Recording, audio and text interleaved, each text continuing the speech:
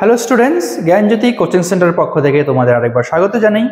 আমি রাজীব স্যার এবং আজকে আমরা আলোচনা করব কলকাতা ইউনিভার্সিটির আন্ডারে ফার্স্ট ইয়ারের ফার্স্ট সেমিস্টারের আলোচনার বিষয় পলিটিক্যাল সায়েন্সের, যেটা হচ্ছে স্বৈরাচার বা কর্তৃত্ববাদ। ঠিক আছে, এটা নিয়ে আজকে আমরা আলোচনা করব।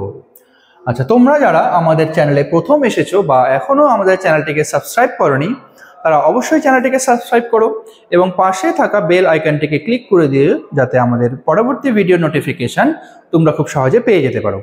এছাড়া তোমরা যারা আমাদের সাথে অনলাইনে যুক্ত হতে চাও বা আমাদের কোর্স পারচেস করতে চাও, তারা স্ক্রিনে যেই দুটো নাম্বার তোমরা দেখতে পাচ্ছ, এই নাম্বারে আমাদের সাথে সরাসরি যোগাযোগ করে নিতে পারো। অনলাইন কোর্সে তোমাদের জন্য যে সুযোগ সুবিধাগুলো আমরা রেখেছি সেটা হচ্ছে, এখানে তোমরা পেয়ে যাবে live classes, recorded classes, high quality notes এবং 100% কমন সাজেশন। তো মেজর স্টুডেন্টদের জন্য আমাদের তোমাদের পুরো সেমিস্টারের কোর্স ফি আমরা রেখেছি শুধুমাত্র 1199 এবং মেজর স্টুডেন্টদের জন্য মাইনর স্টুডেন্টদের জন্য শুধুমাত্র 699। তো চলো এবার মেন আলোচনায় আসা যাক। দেখো, স্বৈরাচার বা কর্তৃত্ববাদ কি, এর অর্থ কি?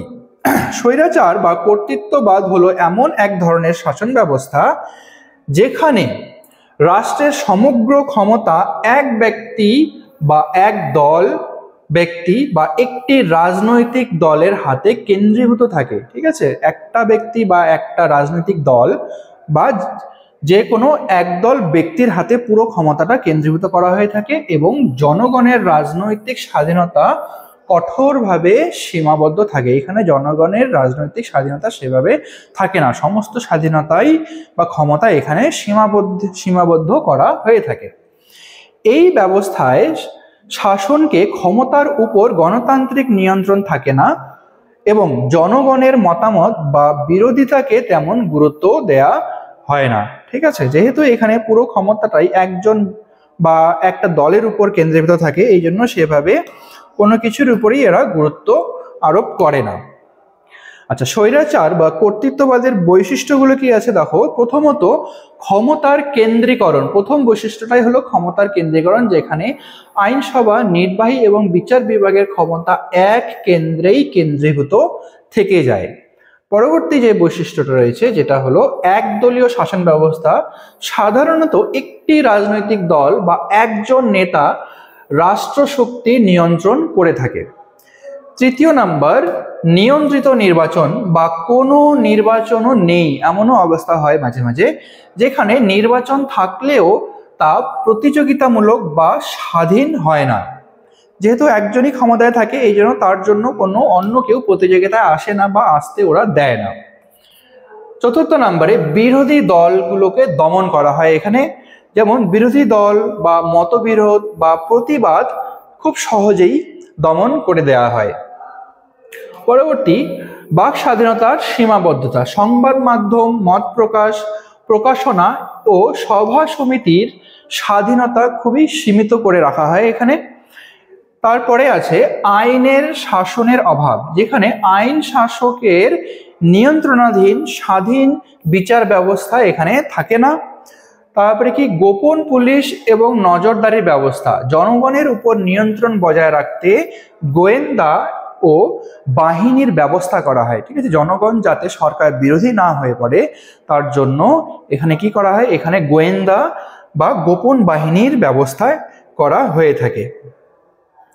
আচ্ছা, পরবর্তী কি আছে, জাতীয়তাবাদ এবং প্রচার মাধ্যম ব্যবহারের প্রবণতা, যেখানে শাসকের গৌরব, শক্তি এবং শ্রেষ্ঠত্ব প্রচারে রাষ্ট্রীয় প্রচার মাধ্যমের ব্যবস্থা করা হয়ে থাকে।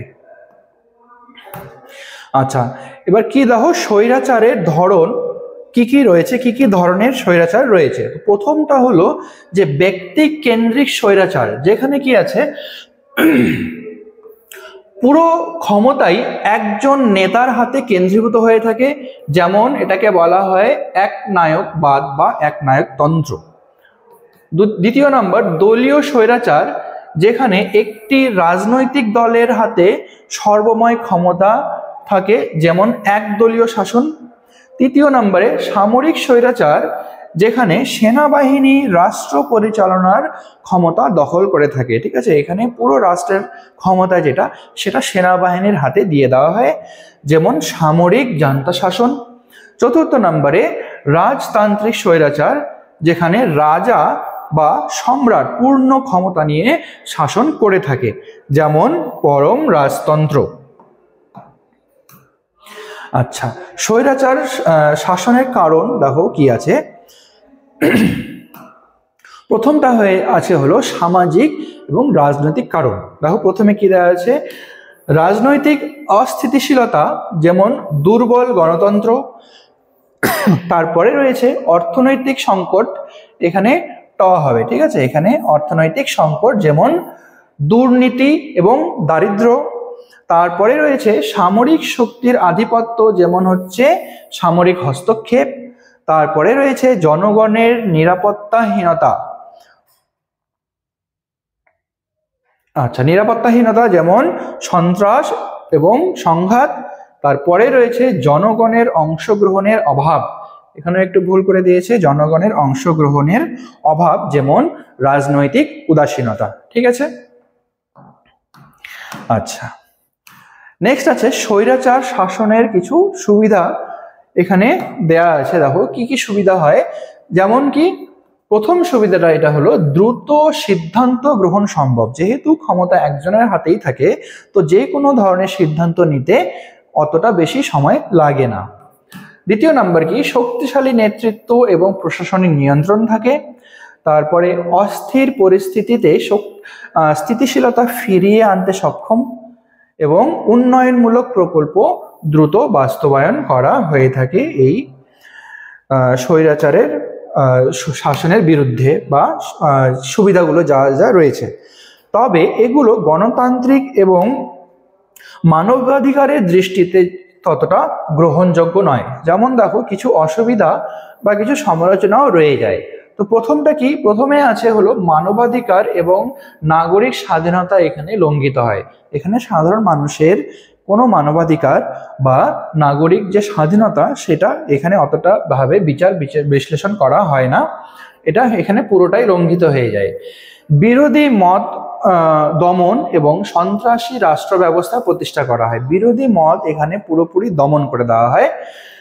আচ্ছা, তৃতীয় নাম্বার ক্ষমতার অপব্যবহার এবং দুর্নীতির প্রসার। যেহেতু পুরো ক্ষমতা একটি ব্যক্তি, একটি রাজনৈতিক দল এর হাতে পুরো ক্ষমতাই থাকে, এই জন্য খুব সহজেই ওরা ক্ষমতার অপব্যবহার করতে পারে এবং দুর্নীতিও করতে পারে। চতুর্থ নাম্বার জনগণের অংশগ্রহণের অনুপস্থিতি। এখানে জনগণের অংশগ্রহণের ঠিক তেমন তারা প্রয়োজনটা মনে করে না, যেহেতু পুরো শক্তি তাদের হাতেই কেন্দ্রীভূত থাকে, এই জন্য কারো কোনো সহমতি বা আলোচনার দরকার তারা মনে করে না। দীর্ঘমেয়াদে রাজনৈতিক এবং সামাজিক অস্থিতিশীলতা সৃষ্টি হয় এবং নেতার উপর অতিরিক্ত নির্ভরতা তৈরি হয়, যেখানে নেতা অযোগ্য বা দুর্নীতিগ্রস্ত হলে রাষ্ট্র ধ্বংসের মুখে পড়ে থাকে। তো আজকের আলোচনার বিষয় এটুকুই ছিল। আশা করি ভিডিওটি তোমাদের ভালো লেগেছে। দেখা হবে তোমাদের সাথে পরবর্তী ভিডিওতে। ততক্ষণ পর্যন্ত ভালো থেকো, সুস্থ থেকো।